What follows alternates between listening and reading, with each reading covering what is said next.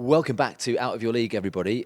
We are in, John, the surroundings of the HideOut Youth Zone in East Manchester in Gorton, and we are joined by the one and only Mr. Fred Doan with his crocodile skin shoes, John. They're very nice. Well, and his Manchester City coloured top, which is quite controversial. Well, let's forget about the Man City coloured top, but we'll focus very heavily on the shoes. If we could get a tight close-up of the shoes, avoiding my shoes and definitely avoiding your shoes. You should always judge someone by their shoes. Is that right? That's what women say, yeah. That's one of the first things they look at. That's what women say. It's true. Said Will Perry. It's how they clean them, not how much they pay for them. Are you not just wear them once, throw them away, Fred? How long have you, No, not getting away from your I'm working not that class roots. extravagant. I can't afford to do that. Look, I'm absolutely fascinated, Fred, about your life, your story, where you're still going, where you've come from. So in sort of old typical fashion, let's go right back to the beginning. What was childhood like for a young Mr. Fred Doan? Well, I come from Salford, from the Odsal district of Salford, which is considered, or was considered, one of the hardest places in Salford. Mm-hmm. And Salford wasn't a pussycat anyway, as you know. It was working class. We were poor people, but all the street was poor, so you didn't feel poor.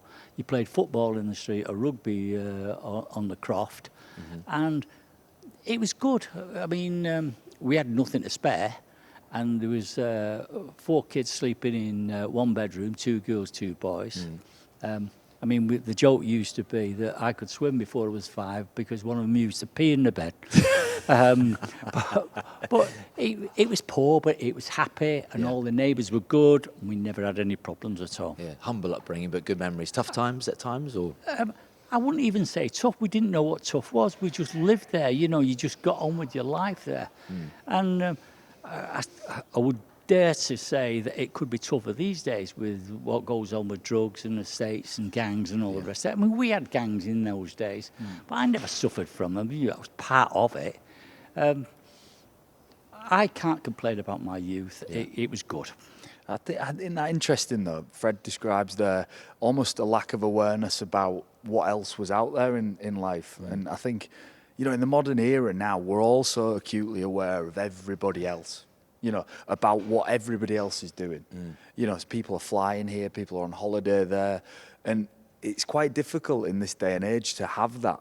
You know, that purity of just understanding, you know, what you're about and not being polluted by social media, without getting on a rant about social media again. Oh, we can get there at some stage. We need to get Fred on Instagram, I think, by the end of this. Fred, I think it's fair to say you hated school. I hated school, probably because I was no good at school. Right. I was never an academic. Everything I've learned after school. I went to Trafford Road, and the name for the Trafford Road school was the Dungeons, because it was built on stilts, and we called it the Dungeons. But school wasn't for me. Yeah. I left at school at 15. Went into an engineering company in Eccles called Gardeners. I wanted to be a draftsman, and I hated every second of being a draftsman. I lasted 6 months. And then the opportunity came along to go into the gambling business at 15 and a half. Well, it was still illegal at that time, 1959. Yeah. It became legal in 1961. But believe me, if it's illegal, you quickly learn, because if you don't learn, you get bit. Yeah, but you, I mean, even 3 years before that, at 12, you were having a go, weren't you? At 12, I was on a bike, getting commission off my dad, who was an illegal bookmaker, going around the pubs and the factories. So that was like a side hustle for him. That was he had a job, and he did that on the side. No. He never had a job. He was an illegal bookmaker full time, right. And what he would do, one week we were flying around Blackpool on a little plane. The second, he was pouring in his suit, because they weren't businessmen. They were bookmakers, and they did it. I always refer to it, which is wrong now, as the game. It's the business, but that's how it was called. I'm in the game.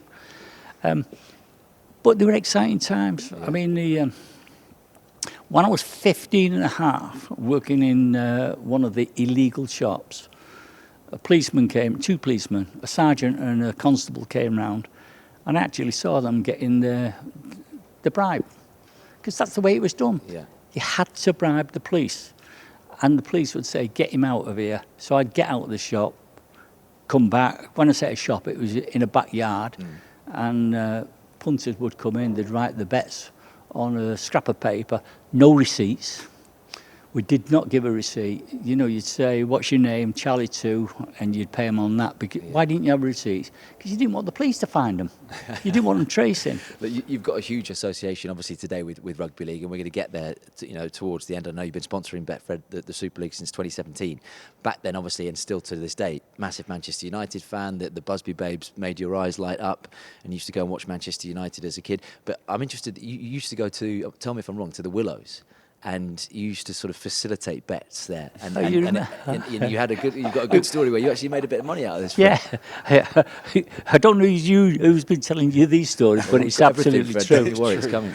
When I was probably 8, 9, we used to have what was called a sweep, and what you'd do, you'd put 50 numbers in a bag, 1 to 50.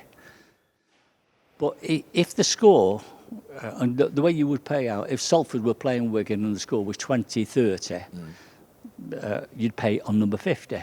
But if it was 20-32, you'd pay out still on number 50, because Salford in those days weren't the greatest club in the world. Yeah. So the scores added together, if nobody won it, you would pay on number 50. You didn't keep the money yourself. So what you would do, you'd take 50 bets in at 6p a time, so it's £1.25. You'd pay £1 out, so you made 5 shilling, which was 25p then, which sounds peanuts, but to me it was pocket money. But also, when you took it to the winning customer, they used to give you a shilling as a tip. But I used to keep number 50 for me, because 5 times a year, Salford would get beat, and the score would be over 50, and so you kept that one out for yourself. Now that is what I'm talking about when you're thinking, and it was not illegal what I was doing then. Yeah, I was looking after myself. There was a difference, but it made you, I call it cute.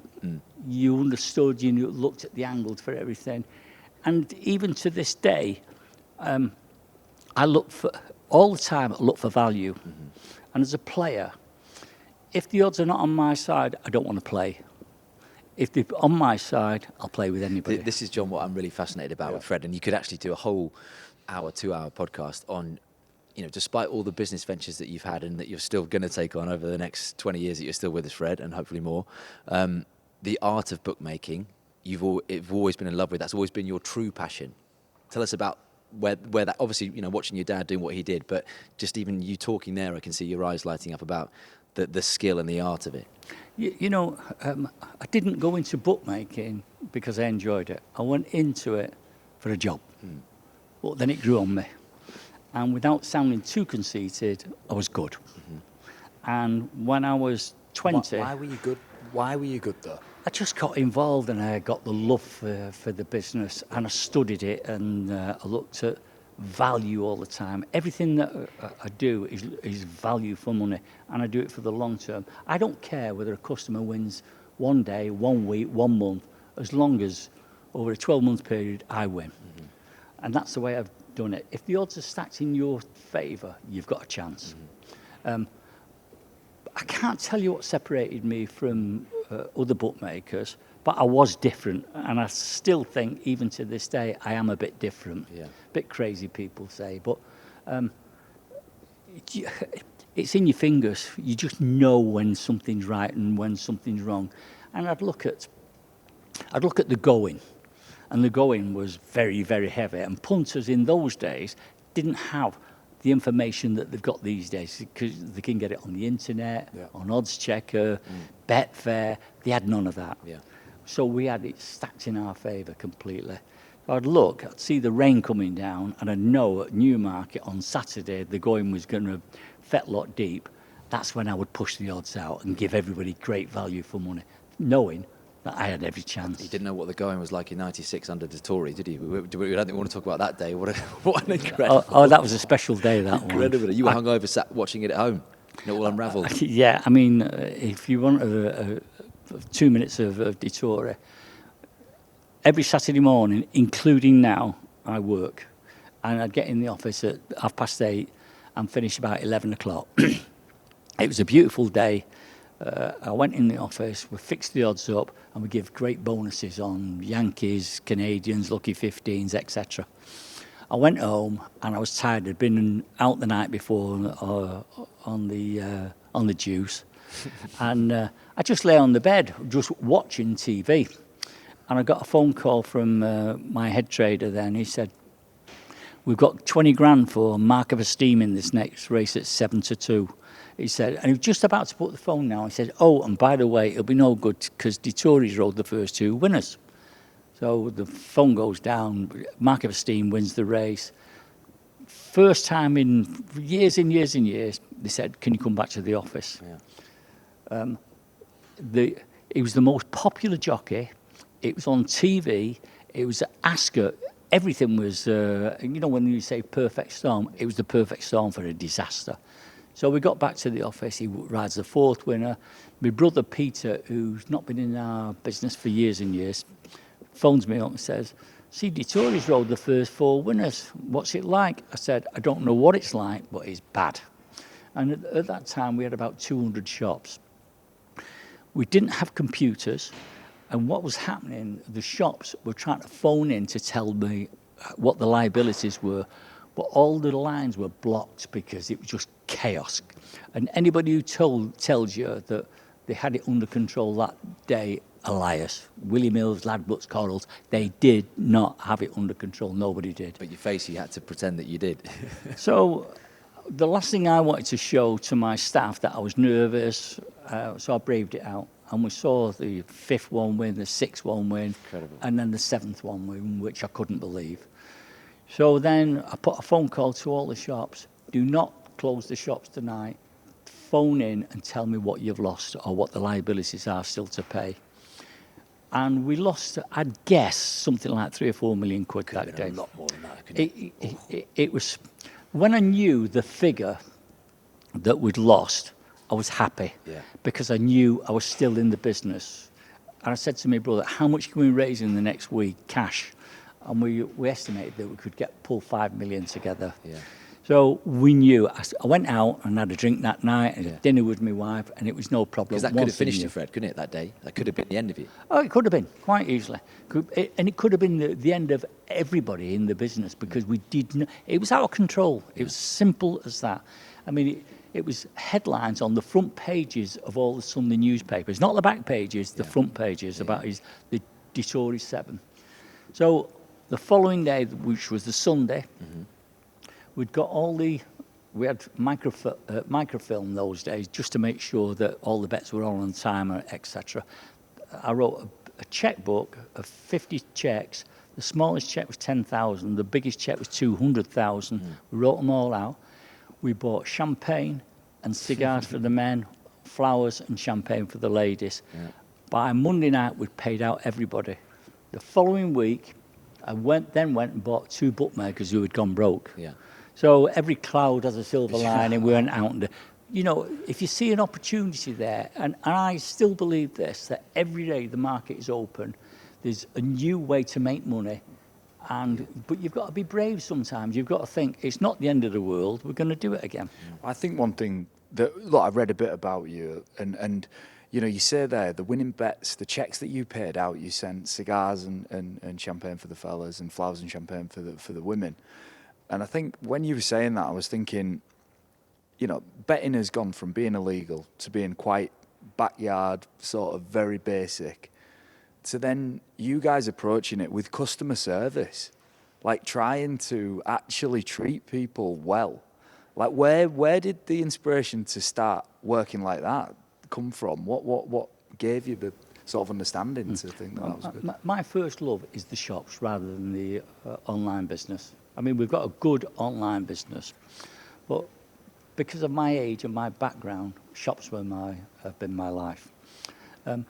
In the old days, bookmakers had a philosophy, and they used to say to customers, it was like skin them and stamp on them. That's what they used to say, skin them and stamp. Have no mercy to punters. I took a different view.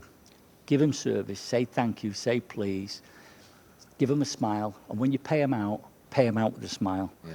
And that's why we were Well, good. that's why you got the name, the Bonus King, and that's part of the Betfred The bonus brand, king, isn't it? exactly the bonus king. The value, like you mentioned the word value, and that is a key clinical word in your whole career in life, isn't it? If you, I still work on a Saturday morning, and every single Saturday morning I say to the customers, you know why you come in my shop? Value, value, value. I'm the B&M stores, I'm the Aldi, I'm the Lidl, I'm the Primark. I'm not Marks and Spencer's. Yeah. Come into me and you'll get value. But also, Fred, I hear so many people who not only worked with you, but just punters who've put bets on. They feel they get value, win or lose, and that's a big difference, isn't it? Exactly. And you know, a man, he'll take 6-1 and it starts 4-1. Even if it gets beat, he don't feel that bad about it because he's beat me on the odds. Look, it's my job to try and get as much in as possible in the next hour. We want to keep you as long as we can.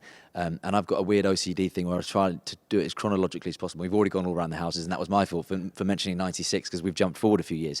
You mentioned your brother Peter. I'm interested in, and I know you said no questions are off limits and tell me to shut up if we're getting too nosy. What was life like as kids with you two? Because originally you were, Doan brothers, and I want to go back even further back before we speak about Peter, because you left school with £1,000 in your pocket. Yeah, this was 1857 as well, Fred. That was a hell of a lot of money. What does that equate to in these days? Oh, I can't tell you the number, but it's a lot of money. No kid ever left school with £1,000. How did they do it? What I said before, the sweeps with Salford, which sounds nothing. I used to take bets to a bookmaker in Salford called Albert Crossley. Albert Crossley thought he was dealing with mugs because I was going in with the bets. It was professionals who were putting it on, and Albert Crossley was paying me 12.5% commission. And I was making fortunes by my standards, fortunes meaning 8 or 9 quid a week. But back then that was a hell of a lot of money. But when you think, when I started in 1967 on my own, I dropped my wages, because I was working for a Salford bookmaker, I dropped my wages from £22 to £20 a week because I wanted to survive on my own. And I was the highest paid employee in the company at 22 quid a week. So as a kid, I was earning £8 or £9 a week. You can see what it was. Half a man's wage. Yeah. And mentioning Peter there, then what was your relationship like as brothers? Because you've been lifetime business partners pretty much. And even just from the outside, and I've heard Peter speak about this before, but you changed the name to Betfred in 2004 before you were the Doan brothers. I mean, he took that kind of quite well and said it was a great business decision, and clearly it's worked out. What's your relationship like today? And is it more business partners than brothers? Let me tell you this. Peter phones me up or I phone him up. We speak 3 times a week. Dear. The relationship is no different now than when we was kids. Amazing. We went to the same school. If we got in a fight, or Peter got in a fight, and he tried to back out of the fight, I used to push him back in. I would not let him not fight. I was the big brother. Even when I started courting, he wanted to follow me around. Peter and I are probably as close as any brothers you'll ever see. Both have got 100% trust in one another in judgment. Peter has never questioned anything that I've ever done in business. And I think probably the good thing between us is Peninsula, the business that he runs now. When we split up because the Peninsula was a nightmare. We employed people in it who were completely the wrong people. And I won't go into it chapter and verse, but they were the wrong people. Peter had never done a sale in his life, and we were told how difficult it was to sell the product. The first week he started there, he got 5 appointments. He went and did 3 deals. And Peter never came back to the betting business. And if I can tell you about Peninsula probably employs 4,000 people around the world. We're in, by far the biggest, by a million miles in the UK. We're in New Zealand, we're in Australia, we're in Canada, we're in Ireland, and he's done a fantastic job. We're still partners, and more than that, we're still brothers. Yeah. You mentioned the 60s there, and that date just made me think of the story that you left school with your £1,000, and obviously a hell of a lot of money, but to get the shops going and to get the business going back then, you had a bet on England winning the World Cup in 1966, and in 1967, a year later, you opened your first shop with that cash. I mean, had again that not happened, isn't it amazing in life that all these little pieces have to fit together? Little things like that. If I can just put it in context, we had £200 on England at 8-1. Probably the heart was ruling the head. But why did I back them? Because I wouldn't have backed them if they'd been playing in any other country. But I knew the final was at Wembley and I knew they'd have the crowd with them, so I put me £200. But that was 10 weeks' wages for me, which is a big deal if you think about it. 10 weeks' wages. Yeah. There's not many people want to do that. Anyway, they came in and they won. And then the opportunity to buy our first shop came on, and the guy wanted £4,000 for it. £4,000 was like, it was enormous. I kidded the guy that, yeah, we're going to do it, etc., etc. Thought about it over the weekend, managed to raise, including the cash that you've got there. We're talking about there, £1,600. Went back to him on the Monday, said, Mr. Fletcher, I can't do it. Why can't you do it? Because I can't raise the cash. He said, I'll give you a mortgage for £2,000. He said, I want 10% on my money. My first job every week on a Monday morning was to send him a cheque for £20. And that's the way Betfred began. Wow. It's interesting as well that because when we talk about money these days, people can have an opinion of it. And you now, Fred, and tell me if I'm wrong, money is not your motivator at all because, you live a nice, comfortable life, but you're more about doing things which inspire you every day and working with people and keeping yourself young and fit and still smashing the gym at 79, aren't you, I think, so I'm told? Yeah. But back then, you were obsessed with money. So where did that obsession come from? I can't tell you that. The one thing that I would say to you, I always wanted to work for myself. And probably now I'm totally unemployable because I do things my way, and it's not always the right way, but it's my way, and I can't help that, and I can't change it. It's been successful, and without crowing too much, we've been successful in most of the businesses that we've done with construction, development, insurance, gambling, Peninsula. And it's a good ride, and I enjoy it so much.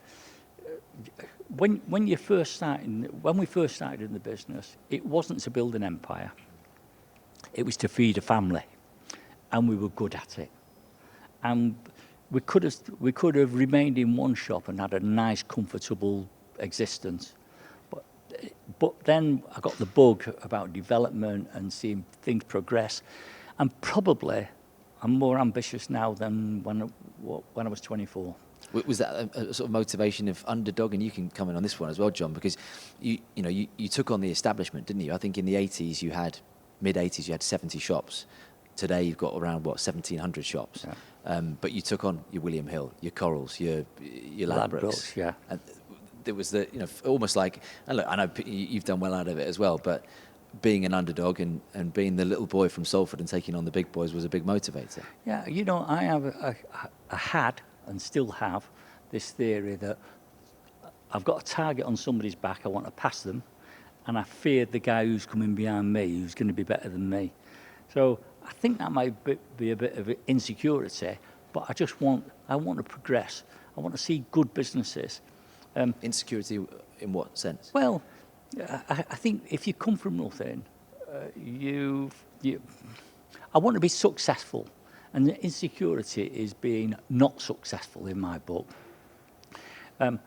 We went on other people's high streets. We were making application against the companies you just said, William Hills, Ladbrokes, Corals, and why would anybody want to come out of the Coral shop or the Ladbrokes shop they've been going in that shop for years?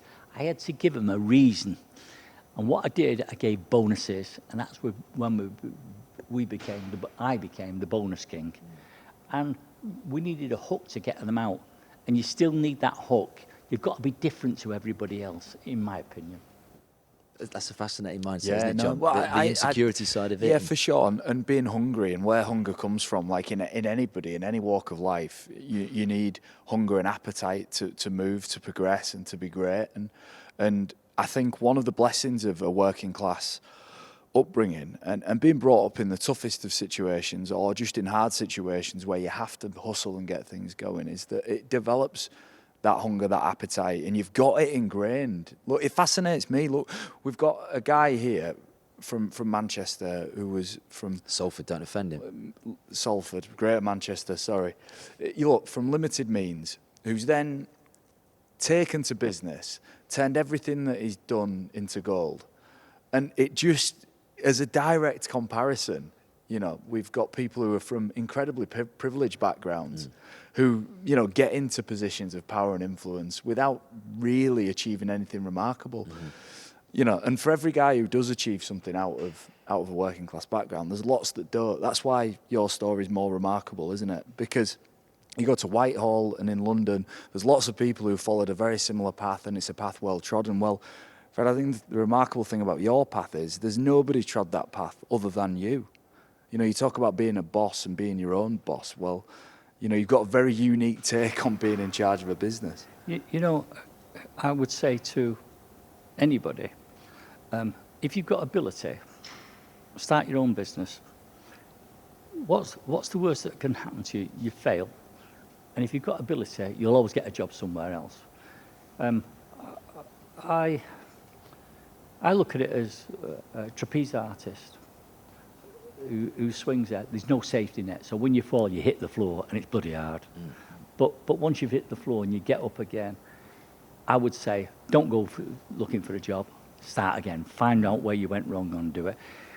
It's easy to say, and it's not easy to do, but it's there for you. And the market is always, there's always an opportunity every single day of your life to do something. And I think that's one of the things that maybe defines the working classes, that, you know, as opposed to everybody else, is that there is a safety net there for the upper and middle class people, isn't there? There's a safety net financially. Look, there's probably, you know, family wealth. There's housing. There's all of those safety nets to catch you if you fall. So I think to take risks when those safety nets aren't there probably sets you out so far above the That's crowd. what intrigues me about Fred, is that you have this fascination with risk, and you always have done.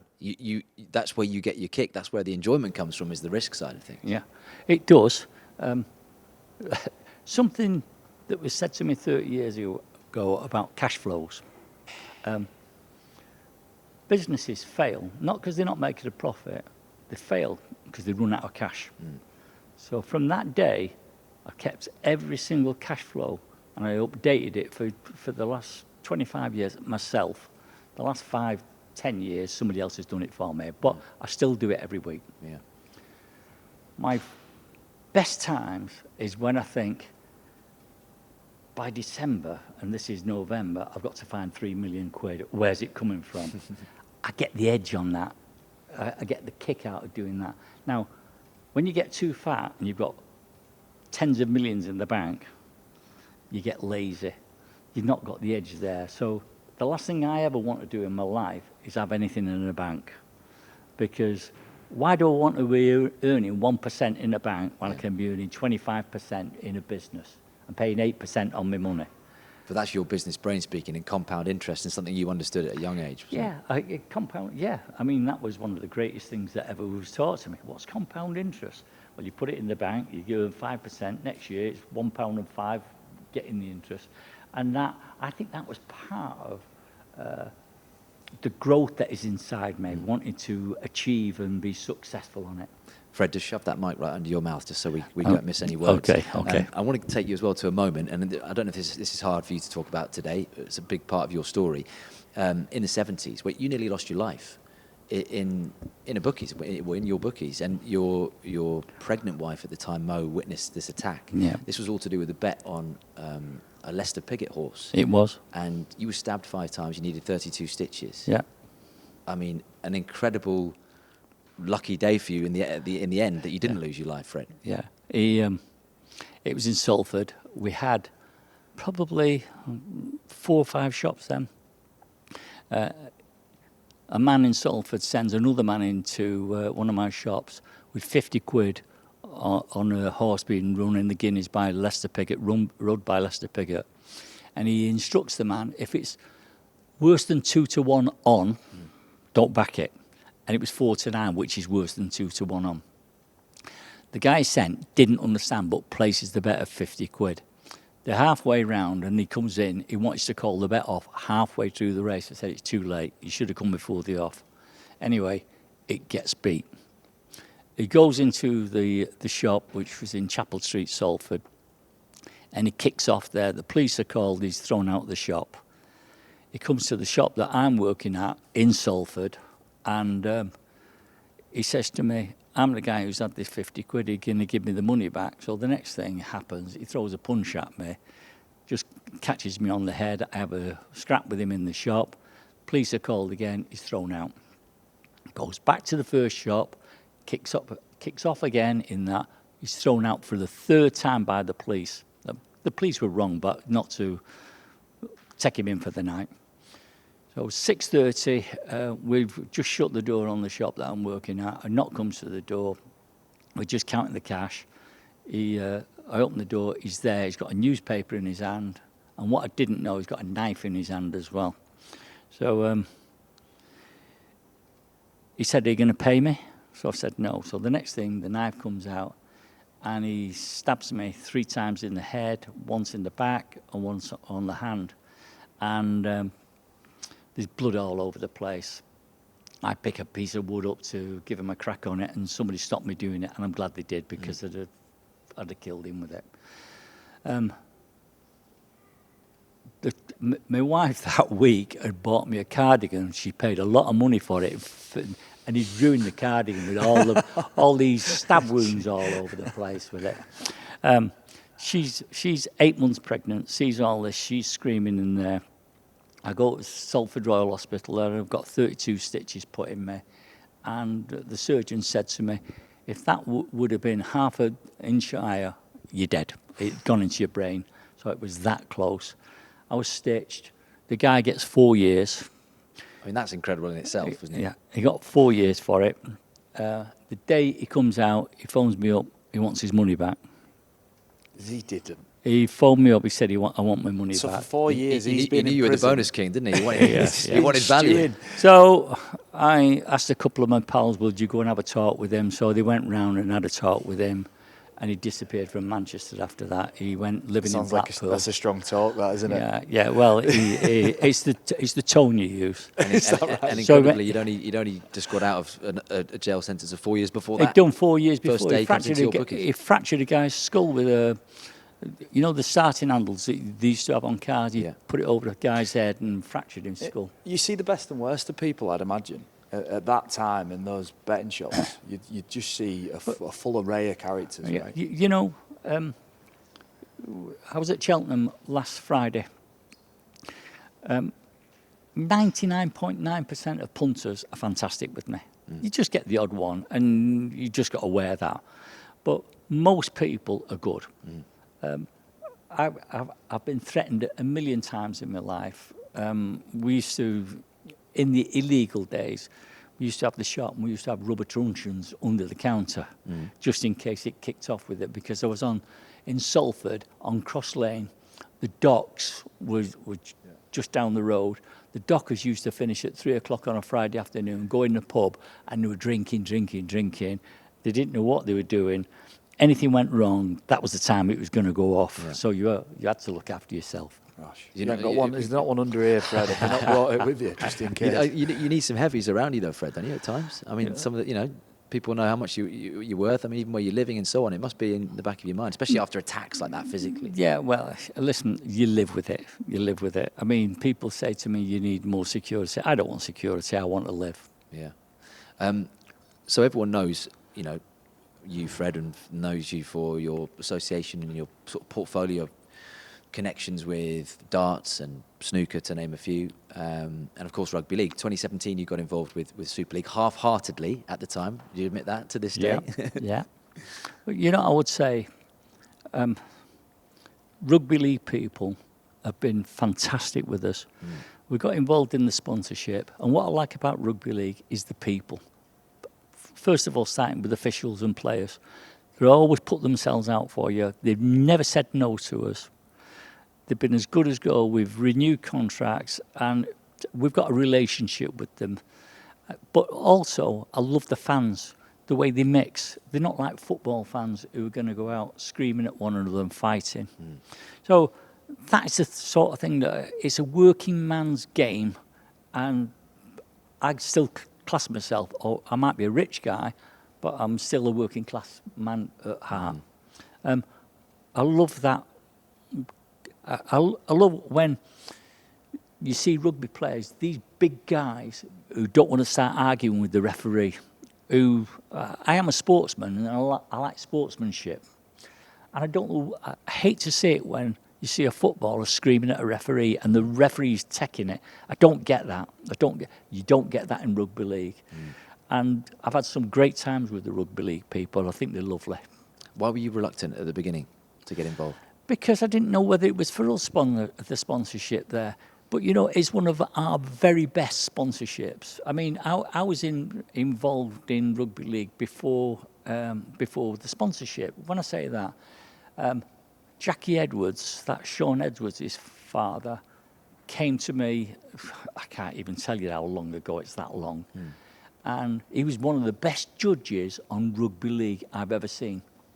And he used to advise me on prices and how to handicap games. And the very first time Jackie Edwards gave me the handicap on the rugby league, it all went wrong.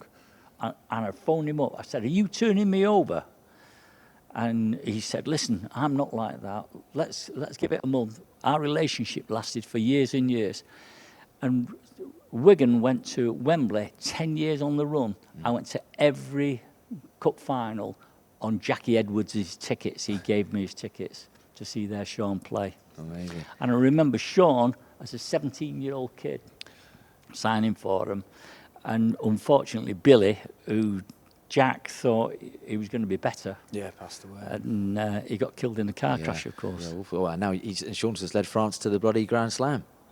Best defensive coach in rugby union now. Yeah. For a man who sees value, though, I think him as being attracted to rugby league is it shows you what the sport brings. You know, I think in terms of community value, honesty, integrity, you know, all the reasons that as a player you would start playing are really valuable to somebody who's got those same principles. And I think, you know, for yourself, the reason you're involved is actually probably, well, the reason I think a lot of people love the sport of rugby league. You know, it's got its failings, it's got its problems, all sports do. But specifically, rugby league is a working class sport that invests in the communities where it's played. And I don't know if you can say that about many sports. I don't know if there's many sports can say they've retained this really strong direct link with the community where it's played. Yeah. There's not many. And if there are, it's been polluted by excessive wealth, huge commercial revenues, superstar players who are individuals and not part of a team. Well, I think rugby league's got a huge amount to offer for any sponsor, not just obviously Fred. It's interesting that Fred calls it, you know, it doesn't use the word sponsorship, uses a partnership and a relationship because that's what it is. And what have been the biggest challenges, Fred? I imagine COVID smacked in the middle of kind of this since 2017. And what does the future of your relationship with Super League look like in your eyes? Well, COVID did nobody any good. I mean, it was a disaster our shops were closed for months. It cost fortunes. We made no money that year. But I say to you, you've heard me say it before, I see opportunities every day. And I believe that we're providing rugby league want us, we'll stay in there. We're happy for this relationship to continue because they're good people, they're worth backing. And I believe it's a two-way street. I think we've had a lot of good out of rugby league. It's put us on the map. Well, John, even from your point of view, you know, you made your living on the pitch and now making it off the pitch. And just that relationship has been so pivotal. I guess a lot of players don't really appreciate that, but perhaps when you hang up your boots, you look back and think, well, someone like Fred has kept it going at times. Yeah, well, you're just blissfully unaware of all of it, Will, aren't you, as a player? You know, I was fortunate enough, obviously, when I retired to go into business, and I'm actually in business while I was playing, and you know, Fred speaks about cash flow and, you know, COVID and how that affects your cash flow. You know, you're learning all of these lessons, but as a player, really, you're genuinely ill-informed about the business side of the game. I always took an interest in it. You know, became to understand really quickly how important TV deals are. You know, the broadcasting rights for the game, the really good quality commercial partnerships that sports form. And I think right back at the start when I started thinking about it, I think that's one thing that stood out as a as a working class guy, I used to look at rugby union and think, how have they managed to sort of get to where they've got? And then I always had this like nagging sort of ambition that I wanted the game that I played to get there. But as a player, look, you are unaware, and it's right to.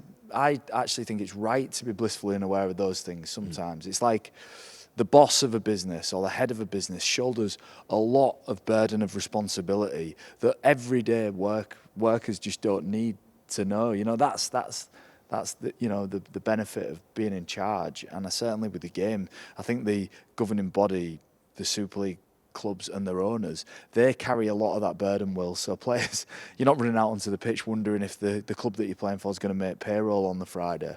There's a lot done in business and in sport to keep the staff who are doing a great job out of all that. Fred, we normally have a third wheel with us, a guy called Mark Flanagan, who played for Salford and Saints with John.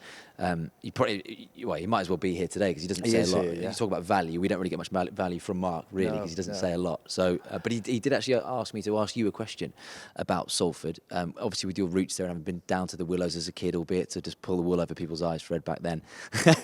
What was in your thinking about never getting involved with the rugby league club before the sponsorship deal with Betfred? But like for example, Salford Red Devils. Why did he never go and buy them? Because I was running the business. It was like saying, why did you not buy Manchester United when I had a chance? Yeah. I was building a business. I was just working for the business, and I thought my money was better going in that. And normally, to back a sporting club, let me rephrase that. To buy a sporting club as an investment is a waste of time. You can only do it when you've got comfort money, when you don't need it. And it was never that way. There's opportunities now, I suppose, if I wanted to do it. And I've been asked quite a few times, why don't you buy Salford? I think it's too late for me now, that's what I would say. But who knows?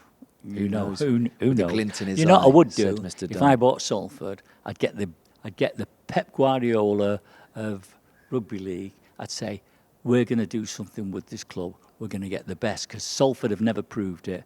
You've got to be better than St Helens. You've got to be better than Wigan or Castleford or Leeds. That's the aim. If it takes 5 years, we'll do it, but we'll be number one. We've stirred the pot a little bit there, John. I saw it. You I could see. yeah. He could see the I value. can He could see the value. I can see the temptation in your eyes, Fred. This isn't something you've written off. At 79, you're a baby. You look younger than Wilkin. Yeah, that's true. Yeah. Well, I'm still training every day of my life. Yeah. Look, on Manchester United, because for those who don't know anything about Manchester United or don't know anything about betting or the north of England, might know you from, and again, I know you said it over and over again, it wasn't a PR exercise, but it turned out to be the greatest bit of PR venture, was paying out on Manchester United, winning the Premier League, 1998. They had a 12-point lead. Arsenal came back and won it. Sir Alex Ferguson said to you, don't you fucking ever try that again, Fred, which you did for about 5 or 6 times after that. Where did that come from?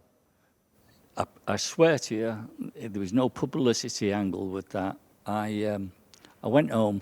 I've said to you, I work every Saturday morning. There was an early kick-off, and United were playing. I think we were playing Chelsea, and we beat them.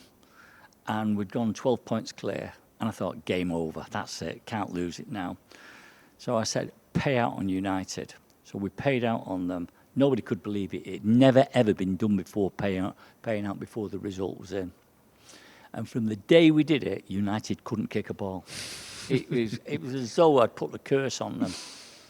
But not only did I pay out on United, Arsenal was 7-1 to win the. Was it the Premiership or was it the First Division then? The Premiership, yeah, 98, yeah. So Arsenal was 7-1. I pushed the price out from 7-1 to 9-1, and then I started having to go, Arsene Wenger. Come on, Arsenal, if you fancy your chances, back your team. All the Arsenal supporters started backing Arsenal at 9-1, so it's a double whammy. So we lost it. I can remember Dennis Irwin, who I loved as a footballer. His confidence had gone. They were frankly touching the ball. Everything seemed to go wrong from that day. Anyway, we lost the Premiership. Arsenal won it. And in 2 weeks, I did 53 interviews on television, newspapers, radio, from all over the world, from as far as Australia, the Canary Islands. People were phoning It was in. unheard of, wasn't it? No one had done that before. Completely unheard of. And even to this It day... wasn't a publicity stunt. I swear, it wasn't. I swear to you, it was never... What about the 8 times afterwards, Fred? I'm not clever enough to do that. But But, you know, when in adversity, you find a way of making the best of it. Yeah. Like when Dettori rode his 7 winners, the following week I went and bought some more shops. You know, I looked for the angle to get back in there. And punters like the humour in that, don't they? Yeah, yeah. And you know, nobody wants to see a crying bookmaker or a moaning bookmaker. You make the best of it, and that's the way I've tried to do it in all businesses. You know, you're in business on your own now. I think business is about problems. And it's working the problems out and working with people. And the number one thing that I say about every single business that it's every business, what makes the difference is the people who are running it.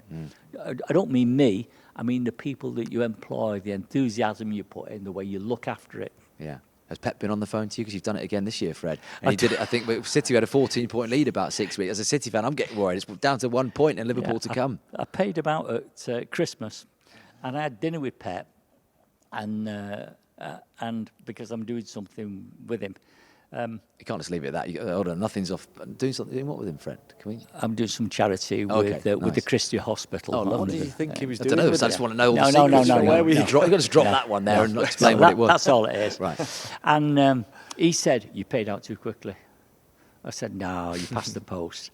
And since then, Liverpool that have been unimaginable, the run that they've put together, and City just had a little bit of a wobble there. But I'm still confident. Yeah. So look, you mentioned Manchester United earlier, and John, I don't know if you know this, but Fred had the chance to buy essentially a quarter of Manchester United for £250,000, which is absolute peanuts. What year was that? Was that pre-Glazers? Yeah. Oh, well before that. Yeah. And I mean, you say you don't have any regrets in life, Fred. And that must. I mean, as a club so passionate. Yeah, but you can't live on regrets. No. You know. Hindsight's a wonderful I thing. don't. You move on from that. No. I had a lawyer, and he phoned me up. He said, "Fred, I've got a client who needs cash. He owns 25% of Manchester United. Would you like to buy the 25%?" I said, "What are you looking for?" He said, 250,000. I said, "Paul," the guy's now dead. I said, "Paul, I'm going to invest it in betting shops." Now, that was one of the mistakes. But I've made plenty of mistakes, and I still make plenty of mistakes. And is it a regret? I suppose so, but you can't live on regrets. You move on. I'm interested, Will, about your relationship with wealth, you know, and how your relationship is with money now. You know, you speak about, you know, coming from sort of limited means. I just wonder what you're taking on wealth is now you're 79 years of age. Let me tell you this. If I walk out of one of my rooms, I switch the light off. Why? Because I'll give you a story. Two men in this country, two brothers, who are far, far wealthier than me. I was in their offices a couple of years ago, and we were going out in the office, and he switched the light off. And I knew that's what I would do. So I said, "Why did you do that?" He said, "I can remember when we couldn't pay the electric bill." And that's you know, when I said about insecurity, I think that is part of it. I have not needed to work for money for probably 40 to 50 years. If I wanted to, I could have gone and lay on the beach and had a nice lifestyle. But that's not what I'm about. What do I do with my money these days? Most of it, my kids or the family's well taken care of. But a lot of it... Does that ever come across you? Like, do you ever think about that? Because your story is one from no means to means, and you've got the means now to distribute to your family. Is there a concern there that you're giving it all to them? That concern has always been there. Yeah. I made all my kids work on fish markets, vegetable markets, betting shops. The last thing I wanted to do was spoil my kids, and it's rich men spoil their kids. Yeah. And I've got 4 kids. I've got no nutcases in the family. There's no drug addicts. No putting in people's face, I've got this amount of money, because I would hate my kids to be like that. But it's not easy. No, there's a balance. Absolutely, there's a balance. Mo, my wife, said to me 10 years ago, Fred, when we retire, or when you retire, which I'm not going to do, will we have enough money to live on? Now, it was a stupid question, but it just shows a bit of insecurity there. We were very wealthy then. And I hate saying we're very wealthy because it sounds conceited, and I don't want to appear that way. But you are very wealthy, aren't you? Yeah. We are. No, you are. No, I know exactly what you're trying to say, Fred. Yeah. But and again, it's so unclassy talking about money. But even just for people listening, on the Sunday Times Rich List last year, it was £1.235 billion. I mean, it's a sensational. It's kind of an unquantifiable amount of money, isn't it? And all those questions, like you just said, John. What does a man do with that sort of cash? And they often say, like, the wealthiest are the shrewdest. And that, I think, again, that is something you could speak about for an hour, isn't it? In terms of how you see that wealth and how other people see it. Because they're 2 very different things. Yeah, none of it is easy, and wealth brings its own problems as well. Yeah. You talk about tax advisors and inheritance tax and stuff, blah blah blah. Tax isn't fun, is it? And is it, Fred? It drives me absolutely mad. I've got advisors who do it, and we're not trying to protect you, Fred. We protect not your kids and your grandkids, the next generation. I said, do you think I'm going to be worried what's going to happen in 40 years' time? I'm not going to be. But, it's better to be wealthy than skint. Yeah. That's what I would say. And, what I'd love to do and what I aim to do is carry on making money, as much money as I can, and doing a bit of good with it, as we've done with the Hyde Centre here, or with the Christie Hospital. I want to look after people if I can, working class people. I don't want to be talking to the wealth of Prestbury or Cheadle or Hale. I want to look after Gorton and Levenshulme and Fallowfield and Salford. And credit to you, you have done that, and you are. For people should know also that you are the 5th highest taxpayer in the UK, above Alan Sugar. It's like a great league table, that, isn't it? It's not one you really want to feature. Who's on the podium? Who's the top 3? I would say to you, as a family, we've paid every penny of tax in this country. We've not tried to shelter it. None of my kids have gone to Jersey or the Caymans or anything like that.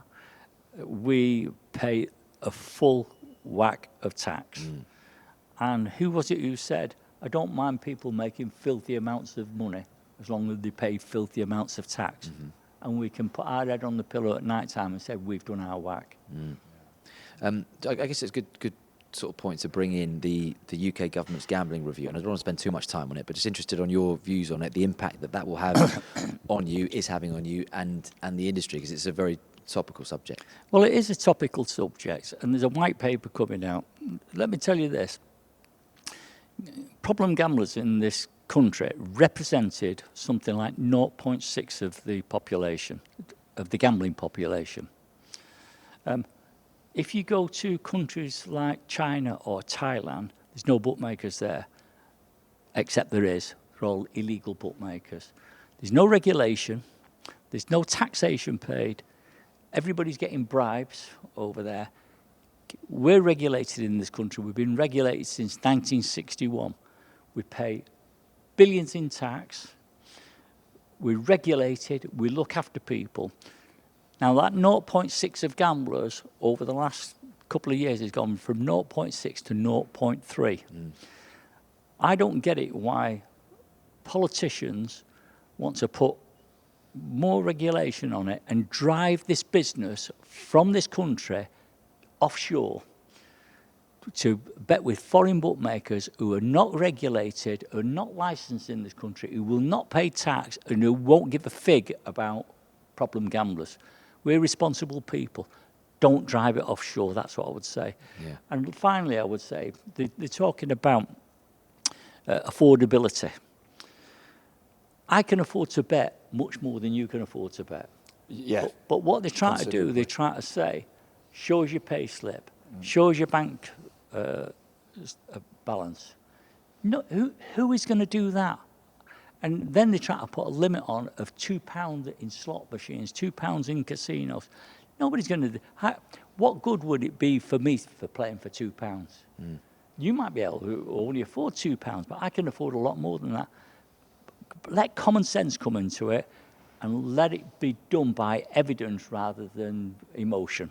You mentioned the word responsibility there, and just playing devil's advocate, there will be people listening to this who again, don't know your story, maybe aren't interested in your story, and don't like the way that you've made your money in the industry that you've been in. I'm sure you've heard all this before, Fred. What would your sort of words to these people be who would say, look, what you're part of can destroy lives, it can affect people's livelihood and so on? Sorry, Will, can I jump in there? I don't know why we're obsessed with this form of gambling, because fucking life is gambling. All of it's gambling. We've got people who are just hedging our money on stock markets. It's gambling. Every element of life, the current financial system is all based on gambling. So what we're saying is, if we're going to outlaw gambling like this, which is fun for majority of people, what we're going to do, outlaw the filthy rich people who are making money from spending money they haven't got, banks. Are we going to go back and start punishing banks for gambling our money? Yeah. Because if you were really cynical, and I'm not a very cynical guy, Will, as you know, not very cynical, but you'd think that the modern financial system is just corrupted towards the gambling that suits the incredibly wealthy people who run hedge funds, who have jobs in wherever in the financial districts of the world. So does that ever weigh on your mind, Fred? That responsibility like you said, John says, for the majority of people, it's fun and everyone's responsible and has a lovely day and goes home. But some people, it doesn't work like that. Yeah, let me just tell you the story. There's something happened when I was coming to see you today. I got a phone call from one of my shops, not one of my shops, from one of the guys who works for me. In Coventry, in one of my shops, a man has died.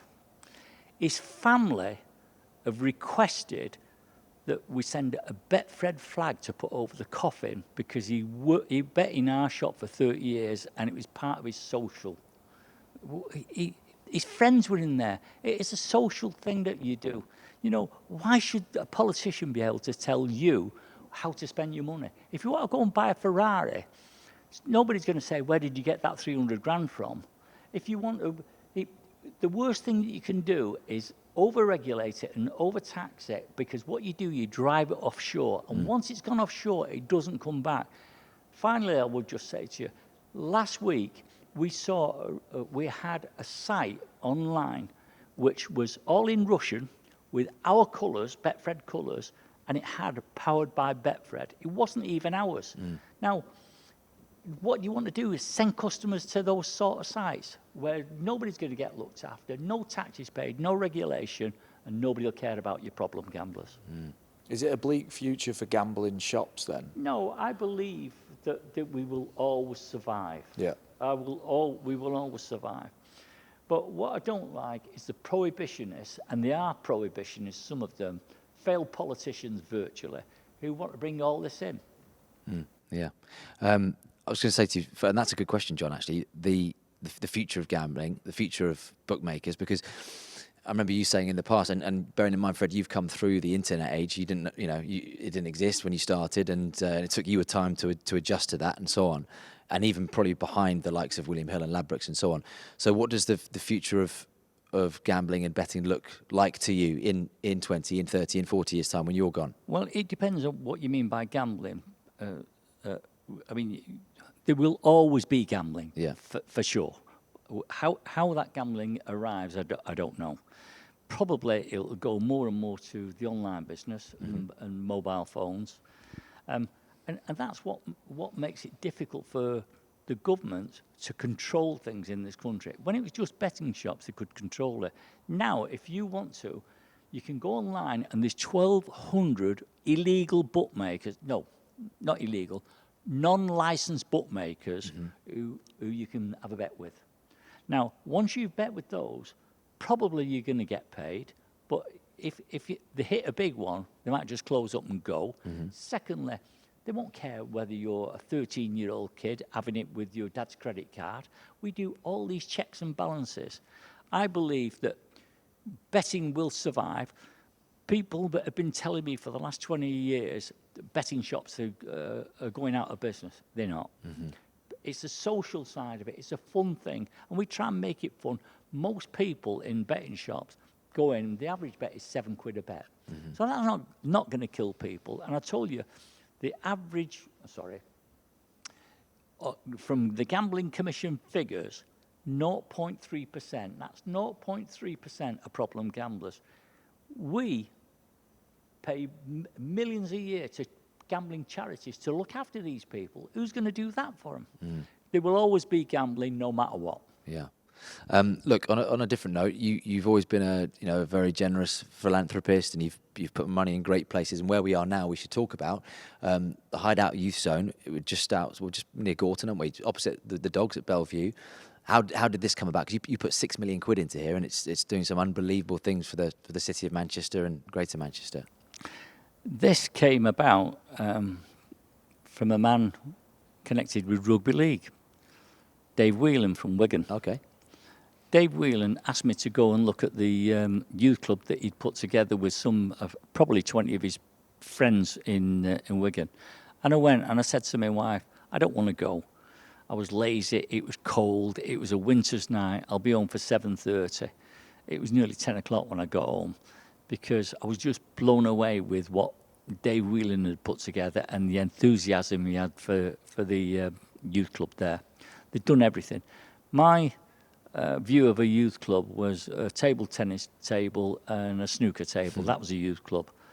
Not at Wigan, it wasn't. It was all the usual stuff. They had skateboards, they had netball, they had cricket, they had rooms where kids who couldn't even fill a CV in were being taught how to fill a CV in. They were checking on kids who were doing self-harming. So I was completely blown away with it. And I came home and it just niggled at me for about 18 months. And then I thought, I've got to do something about this. So I marched into Manchester Town Hall and I got hold of the chief exec there. And I said to him, Sir Howard, I've seen this youth club in Wigan. You found me the land somewhere in Manchester. And what I want you to do, Sir Howard, is give it to me in the poorest parts of Manchester. I don't want Wilmslow or Presbury or Hale, those sort of places. They can look after themselves. And he came up with Gorton. And the land that this was built on was called I think it was a swimming baths called the Gorton Tub. Howard got on the phone to me, said, I've got the place for you. So I said, okay, let's get it going. So we designed it, and I think we've done a very good job on it. It was built by a company called Domus, which I own. But I said to the guys, the one thing, you do not make a penny out of this. And the MD of the company said to me, what sort of business is that, Fred? I said, business you're going to do. You do not do it. I will finance it out my own pocket, out of Fred Doan's pocket, not Betfred's, not Domus's. It'll come out of my pocket, but you've got to do it right for them. They did it, and they did it right on the button. There was no waiting for it. And, you know, what we've got here now, I am so proud of. I come in here, I see these kids. These kids are respectful. I've never had a problem with any of the kids. And I think, all right, I spent £6 million on it. It's the best £6 million I've ever spent, you know, and I'm proud of what we've put together here. Yeah, kids need a safe space, don't they, in life? You know, the days, particularly these days. Well, the days in which kids are bred in captivity now, so they're bred indoors. You know, using digital technology, and you know, my childhood was defined by being outside all day. You know, literally, my dad's only advice was come in when it's dark, and if it was dark when I got in, I got belted. You know, that was my childhood. I drew a tennis court on the road with chalk, played tennis in the street. I just don't see that is happening. Plus, there's been austerity. We've cut a lot of funding towards, you know, youth clubs and public sort of places for kids to meet. You know, this period of austerity has been tragic for all of those things. Yeah. So what we need is private individuals. It's £6 million. Yeah. 6 million quid just to go and do that. It's like mega, isn't it? We've got £6 million, and it costs us more than £1 million a year to run. We then got really? Wow. My people then went out fundraising, and we got 28 people or companies to guarantee us £100,000 over the next 4 years, i.e. 25 grand a year each. So that's the way it works. I still put 50 grand a quarter into it.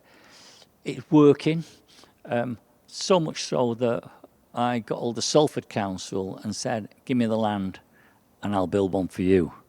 I've come to an agreement with Salford. It's going to be built. We're going to start May next year. I'm going to put one into Salford. But this has been a huge success. And the people here, the staff, we've got staff and volunteers, they are brilliant. Yeah. They are and how amazing to be able to do that in your back garden in Salford as well. You know. Yes, I'm a Salford boy. Yeah. And people say to me, why did you build it in Gorton? Why not Salford? Well, Salford's next in line. And maybe it'll be better than this because you learn from what you've done. And It's a trial run. It's just a trial run to get it right for Salford. Yeah, so we're going to make it better. Fair play to you, Fred. Amazing job. Look, you've had an amazing life, really, haven't you? You would say that. You don't need me to tell you that. It's a loaded question in that sense. And look, ups and downs. You lost your lovely wife, Mo, a few years ago. I mean, I can't imagine how heartbreaking that must be because you were, 60 years together? Yeah, let me tell you this. I was the luckiest man in the world. What you don't, and you should realise it, is this. You don't know what you've lost till it's gone. And I had a 60-year-old love affair with her. She was my first cashier. She was my first cleaner because I couldn't afford a cleaner and I couldn't afford a cashier. I'd come home at night time and she'd put my dinner on the table. She'd get in the car and go and clean the shop. And she kept my feet on the ground. And she was working class like me. Yeah. And I miss her. Still a long way to go for you. But when you look back on everything, happy? You got to be, haven't you? I mean, what a journey, what a ride it's been. Yeah, I've had a great time. I'm still having a great time. I'm still, luckily for me, I'm still fit. In the last 5 weeks, I've been in Dubai, I've been in London, I've been in South Africa, I've been in Gibraltar, and I've been in America. A mixture of work and play. And I want to keep doing it. Yeah. What a life. Yeah. What do you, I know this is a really difficult question to answer, but what do you want your legacy to be? You know, when people are Googling you in 40 years' time, does that bother you? No. I mean, you're leaving it right here because we're in the middle of it. No. I don't think I've been a bad man. I think I've done some good things in my life. You know, bookmakers get a bad rep, and I don't think they deserve it. I think we're decent people, and I think we're people of our word, and I always have been. You know, I'll just tell you one little story. I've got a company that in the financial crash in 2009, 8-9, it lost, there was a mixture of getting the business wrong and there was fraud in there. And there was a black hole. And I got on the phone to my brother Peter and I said, there's a black hole, Peter, we're going to lose a lot of money. He said, how much? I said, I don't know. I said, but the advice from our accountants was, give the keys back to the bank, let it be their problem. I said, we don't do that. And Peter took 10 seconds to say, we don't do that. The black hole was £23 million. The only people who got hurt with that was the Dome family. The banks got paid £1 in the pound, and I was pleased that we did that. And one thing it did do, when I tried to raise the money to buy the tote, which was 260 million, in the worst financial crisis for the last 100 years, it wasn't difficult to get the money because the banks trusted us. So it just shows if you stick to your word and you don't try and cheat, it's there for you. Yeah, I think people definitely appreciate that about you, Fred. Thank you so much for spending the last hour or so with us. We could sit down here with you for about 10 hours, Fred, because you've got stories coming out your ears. Thank you so much, and we'll speak again soon. And watch this space, Salford fans. Hey? Yeah. I could still see him smiling somehow. Yeah, okay. Started here. I've loved talking to you. Thank you. We've loved it. Cheers, Thank Fred. you. Our pleasure. Thank you, Fred. Okay.